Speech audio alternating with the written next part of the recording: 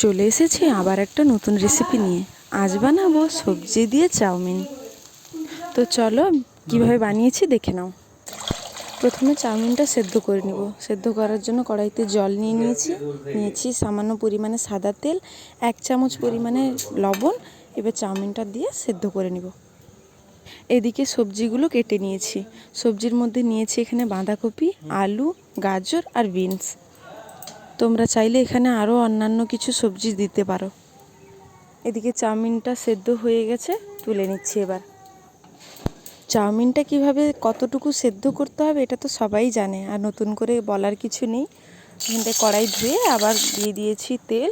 এবার সবজিগুলো একে একে ভেজে নেব। প্রথমে ভেজে নিচ্ছি আলু, লবণ হলুদ দিয়ে ভেজে নেব। একেবারে হালকা করে ভাজবো, এদিক ওদিক ওলট পালট করে ভেজে নেব। আমি এক প্যাকেট চাউমিনের জন্য যতটুকু আলু লাগবে দিয়েছি। এবার এদিকে চাউমিনটা একটু ওলট পালট করে নিচ্ছি। আলুটা ভাজা হয়ে গেছে, নামিয়ে নিচ্ছি। এবার একইভাবে গাজর আর বিনস ভেজে নেব। যারা আমার এই পেজে নতুন তারা আমাকে ফলো করে আমার পাশে থাকবে। গাজর আর বিনসও ভাজা হয়ে গেছে, এবার নামিয়ে নিচ্ছি।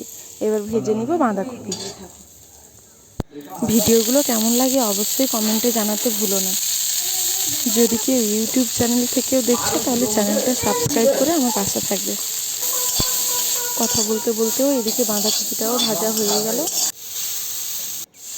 নামিয়ে নিয়ে দিয়ে দিব কড়াইতে আবারও সাদা তেল। এবার 3টে ডিম নিয়েছি এখানটায়, ডিমগুলো ভেজে নিব। তোমরা এখানে চাইলেই বেশি পরিমাণে ডিম দিতে পারো। ডিমটা এইভাবে নেড়ে চেড়ে টুকরো টুকরো করে নিব।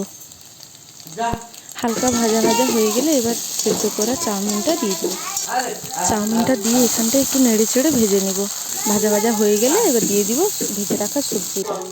ভেজে রাখা সমস্ত সবজিগুলোও দিয়ে দিচ্ছি। এবার ভালো করে এদিক ওদিক করে নেড়ে চেড়ে ভেজে নিব। ভাজা মানেই যে একেবারে লাল লাল করে ভাজবো এমনটা কিন্তু নয়। প্রত্যেকটা সবজি যেন চাউমিনের সাথে মিশে যায় এইভাবেই নেড়ে নিব। দেখো সমস্ত সবজি, চাউমিন, ডিম সবটাই এদিক ওদিক করে নেড়ে নিয়েছি, মিশিয়েও গেছে। এবার দিয়ে দিচ্ছি ওপর থেকে সসের নিয়েছি এখানে সয়া সস, চিলি সস আর টমেটো সস। সসগুলো এখানে ভালো করে মিশিয়ে নিয়েছি। দেখো কতটা সুন্দর লাগছে দেখতে, খেতেও ছিল খুবই ভালো। এবার প্লেটে করে বরের জন্য সাজিয়ে দিচ্ছি। ওপর থেকে পেঁয়াজ কুচি, লঙ্কা কুচি আর দিয়ে দিব শসা কুচি। তারপর দিয়ে দিব সসগুলো, টমেটো সস, চিলি সস দিয়ে দিব। ভিডিওটা তোমাদের কেমন লাগলো অবশ্যই কমেন্টে জানাবে। ভালো লাগলে লাইক শেয়ার করতে যেন ভুলো না। আর ভিডিওটা কে কোথা থেকে দেখছো সেটাও যেন অবশ্যই কমেন্টে জানাও, তাহলে আমি তোমাদের নাম নিয়ে ধন্যবাদ জানাতে পারবো। তোমরা তো দেখতেই পেলে সাজিয়ে বরকে দিয়েছিলাম খাওয়ার জন্য। বর তো খেয়ে রিয়াকশানটা দিল কিভাবে দেখতেই পেলে। অবশ্যই যেন কমেন্টে জানাও কেমন লাগলো চাউমিনের রেসিপিটা।